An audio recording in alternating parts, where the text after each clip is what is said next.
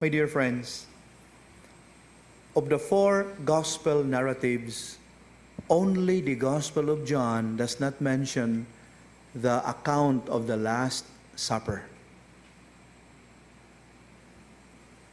However, this gospel also features in a unique manner something which is not contained also in the synoptic gospels of Matthew, Mark, and Luke. And I'm referring to the Lord's act of washing the feet of his disciples, which is mentioned at the opening of today's gospel narrative. Why is that? Does the Gospel of John downplay the importance of the Last Supper?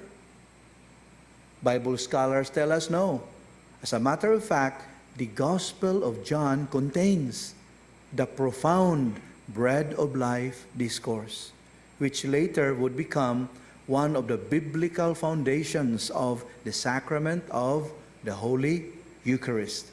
Please find time to pray over John chapter 6, verses 22 to 71.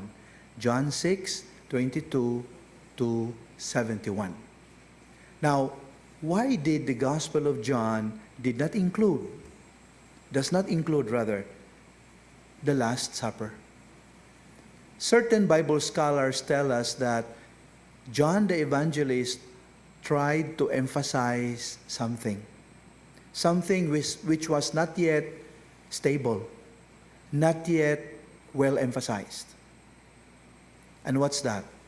Through the washing of the feet of the disciples, the evangelist John wanted to highlight that loving service, humble service to one another is constitutive to the process of becoming blessed, broken, and shared as a Eucharistic community of faith.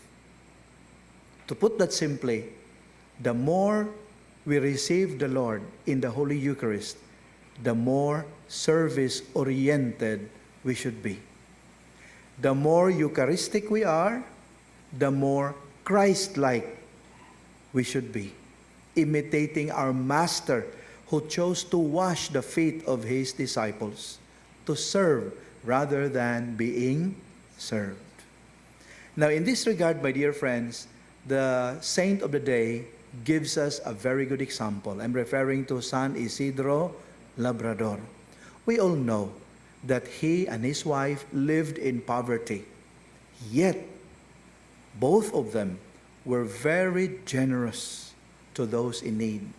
They served joyfully those around them. And not only that, they had a life of hard work, yet they made time for prayer and worship. That was their way of living out the desire of the Lord to serve one another in humility. My dear friends, it is our prayer, therefore, that as we receive the Holy Eucharist a few moments from now, may we become other-oriented. This is very challenging because our world now teaches us to be self-engrossed, to be focused on the self. But today's gospel is telling us, no, recognize the ontology of the other, the existence of the other. And hopefully, when we do that, we become more sensitive, not only to our own needs, but the plight of others as well. Amen.